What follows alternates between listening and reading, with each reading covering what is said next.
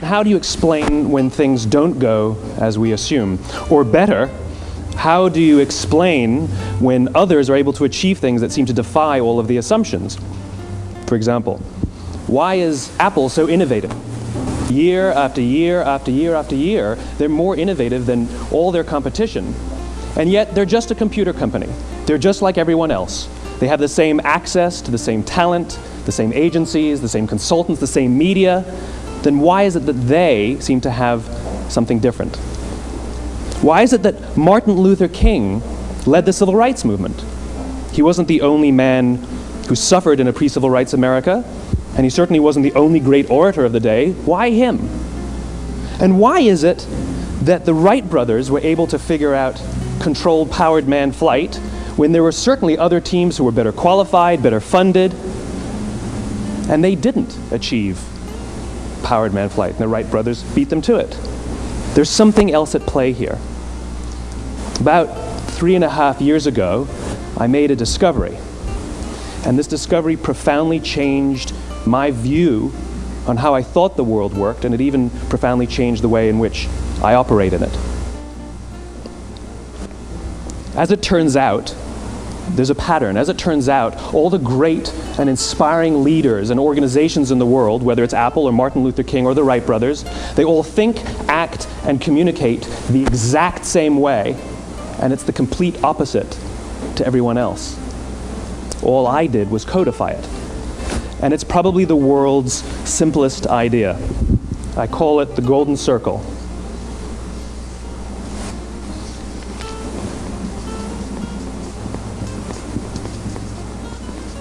Why, how, what? This little idea explains why some organizations and some leaders are able to inspire where others aren't. Let me define the terms really quickly. Every single person, every single organization on the planet knows what they do, 100%. Some know how they do it, whether you call it your differentiating value proposition or your proprietary process or your USP. But very, very few people or organizations know why they do what they do. And by why, I don't mean to make a profit. That's a result. It's always a result. By why, I mean what's your purpose? What's your cause? What's your belief? Why does your organization exist? Why do you get out of bed in the morning? And why should anyone care? Well, as a result, the way we think, the way we act, the way we communicate is from the outside in. It's obvious. We go from the clearest thing to the fuzziest thing. But the inspired leaders and the inspired organizations, regardless of their size, regardless of their industry, all think, act, and communicate from the inside out. Let me give you an example. I use Apple because they're easy to understand and everybody gets it. If Apple were like everyone else, a marketing message from them might sound like this: we make great computers. They're beautifully designed, simple to use, and user-friendly. Want to buy one? Meh. And that's how most of us communicate. That's how most marketing is done, that's how most sales is done, and that's how most of us communicate interpersonally. We say what we do, we say how we're different or how we're better, and we expect some sort of behavior, a purchase, a vote, something like that. Here's our new law firm. We have the best lawyers with the biggest clients. We have, we always perform for our clients, do business with us. Here's our new car. It gets great gas mileage. It has, leather seats. Buy our car. But it's uninspiring. Here's how Apple actually communicates. Everything we do, we believe in challenging the status quo. We believe in thinking differently. The way we challenge the status quo is by making our products beautifully designed, simple to use, and user-friendly. We just happen to make great computers. Want to buy one? Totally different, right? You ready to buy a computer from me? All I did was reverse the order of the information. What it proves to us is that people don't buy what you do, people buy why you do it. People don't buy what you do, they buy why you do it.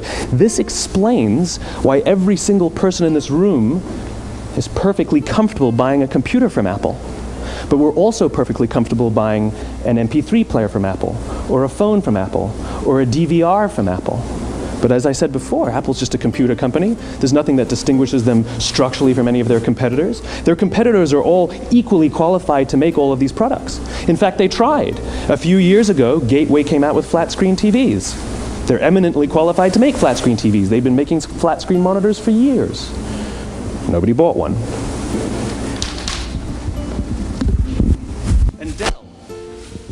Dell came out with MP3 players and PDAs. And they make great quality products, and they can make perfectly well-designed products, and nobody bought one.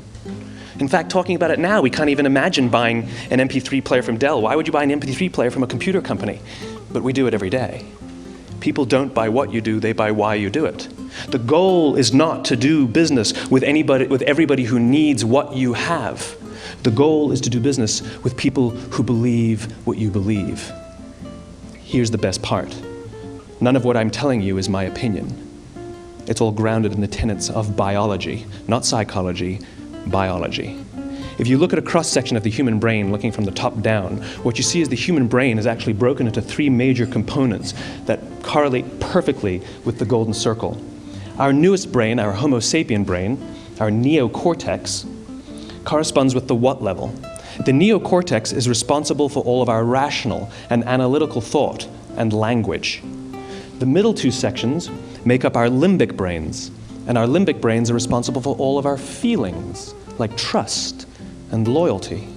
It's also responsible for all human behavior, all decision-making, and it has no capacity for language. In other words, when we communicate from the outside in, yes, people can understand vast amounts of complicated information like features and benefits and facts and figures. It just doesn't drive behavior. When we communicate from the inside out, we're talking directly to the part of the brain that controls behavior, and then we allow people to rationalize it with the tangible things we say and do. This is where gut decisions come from. You know, sometimes you can give somebody all the facts and your figures and they say, I know what all the facts and details say, but it just doesn't feel right. Why would we use that verb? It doesn't feel right. Because the part of the brain that controls decision-making doesn't control language. And the best we can muster up is, I don't know, it just doesn't feel right. Or sometimes you say you're leading with your heart or you're leading with your soul. Well, I hate to break it to you, those aren't other body parts controlling your behavior. It's all happening here in your limbic brain, the part of the brain that controls decision-making and not language.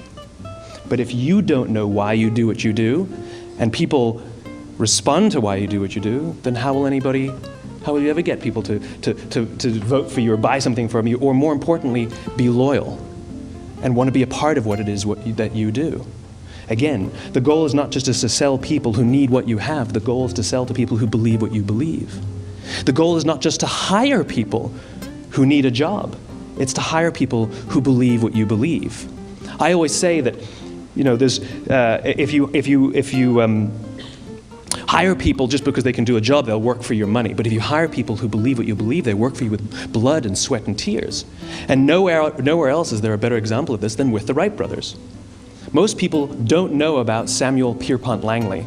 And back in the early 20th century, the pursuit of powered man flight was like the dot-com of the day. Everybody was trying it. And Samuel Pierpont Langley had what we assume to be the recipe for success. I mean, even now, you ask people, why did your product or why did your company fail? And people always give you the same permutation of the same three things. Undercapitalized, the wrong people, bad market conditions. It's always the same three things. So let's explore that. Samuel Pierpont Langley was given $50,000 by the War Department to figure out this flying machine. Money was no problem.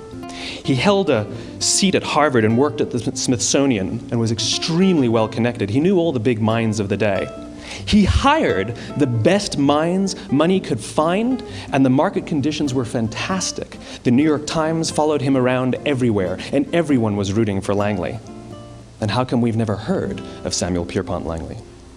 A few hundred miles away in Dayton, Ohio, Orville and Wilbur Wright. They had none of what we consider to be the recipe for success. They had no money. They paid for their dream with the proceeds from their bicycle shop. Not a single person on the Wright brothers' team had a college education, not even Orville or Wilbur. And the New York Times followed them around nowhere. The difference was Orville and Wilbur were driven by a cause, by a purpose, by a belief. They believed that if they could figure out this flying machine, it'll change the course of the world. Samuel Pierpont Langley was different. He wanted to be rich and he wanted to be famous. He was in pursuit of the result. He was in pursuit of the riches. And lo and behold, look what happened. The people who believed in the Wright brothers' dream worked with them with blood and sweat and tears. The others just worked for the paycheck.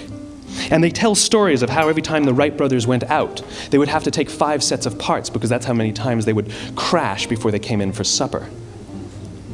And eventually, on December 17th, 1903, the Wright brothers took flight.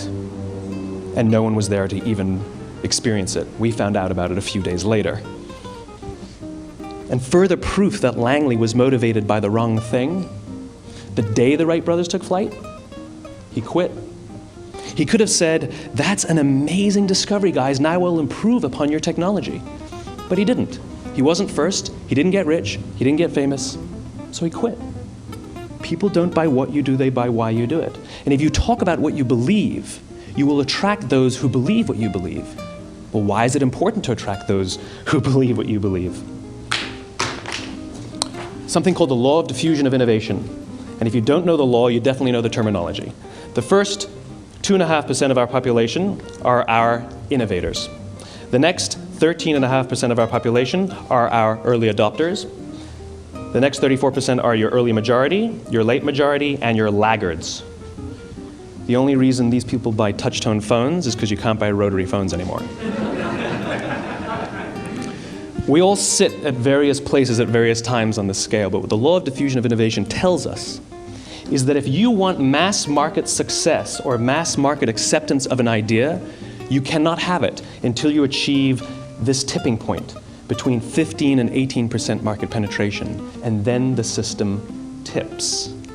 And I love asking businesses, what's your conversion on new business? And they love to tell you, oh, it's about 10%, proudly.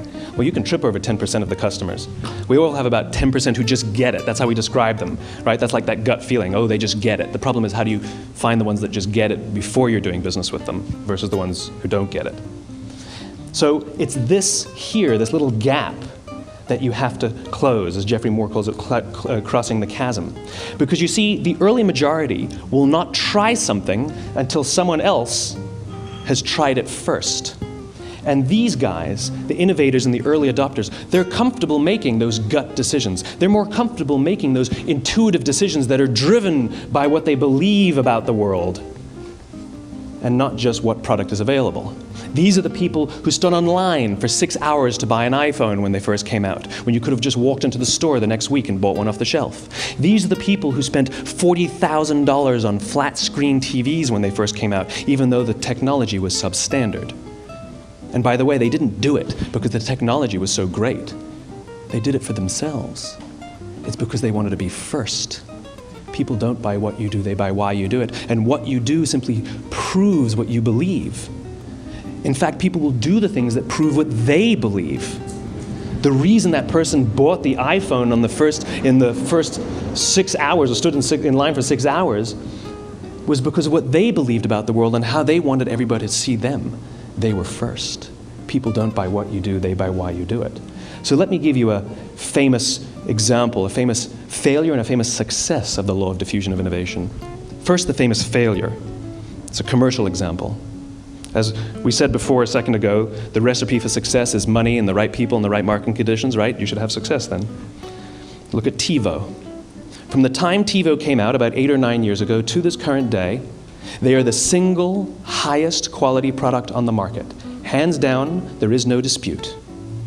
They were extremely well funded. Market conditions were fantastic. I mean, we use TiVo as a verb. I TiVo stuff on my piece of junk Time Warner DVR all the time. But TiVo is a commercial failure. They've never made money. And when they went IPO, their stock was at about $30 or $40 and then plummeted, and it's never traded above 10. In fact, I don't think it's even traded above 6, except for a couple of little spikes. Because you see, when TiVo launched their product, they told us all what they had. They said, we have a product that pauses live TV, skips commercials, rewinds live TV, and memorizes your viewing habits without you even asking. And the cynical majority said, we don't believe you, we don't need it, we don't like it, you're scaring us. What if they had said, if you're the kind of person who likes to have total control over every aspect of your life, boy, do we have a product for you. It pauses live TV, skips commercials, memorizes your viewing habits, etc., etc. People don't buy what you do, they buy why you do it, and what you do simply serves as the proof of what you believe. Now let me give you a successful example of the law of diffusion of innovation. In the summer of 1963, 250,000 people showed up on the Mall in Washington to hear Dr. King speak. They sent out no invitations, and there was no website to check the date. How do you do that? Well, Dr. King wasn't the only man in America who was a great orator. He wasn't the only man in America who suffered in a pre-civil rights America. In fact, some of his ideas were bad. But he had a gift. He didn't go around telling people what needed to change in America. He went around and told people what he believed. I believe, I believe, I believe, he told people. And people who believed what he believed took his cause and they made it their own, and they told people. And some of those people created structures to get the word out to even more people. And lo and behold, 250,000 people showed up on the right day, on the right time to hear him speak. How many of them showed up for him? 0. They showed up for themselves. It's what they believed about America that got them to travel on a bus for 8 hours to stand in the sun in Washington in the middle of August. It's what they believed, and it wasn't about black versus white. 25% of the audience was white. Dr. King believed that there are two types of laws in this world, those that are made by a higher authority and those that are made by man. And not until all the laws that are made by man are consistent with the laws that are made by the higher authority will we live in a just world. It just so happens that the civil rights movement was the perfect thing to help him bring his cause to life. We followed him not for him, but for ourselves. And by the way, he gave the I have a dream speech, not the I have a plan speech. Listen to politicians now with their comprehensive 12-point plans. They're not inspiring anybody. Because there are leaders and there are those who lead. Leaders hold a position of power or authority, but those who lead inspire us. Whether they're individuals or organizations, we follow those who lead not because we have to, but because we want to. We follow those who lead not for them, but for ourselves. And it's those who start with why that have the ability to inspire those around them or find others who inspire them. Thank you very much.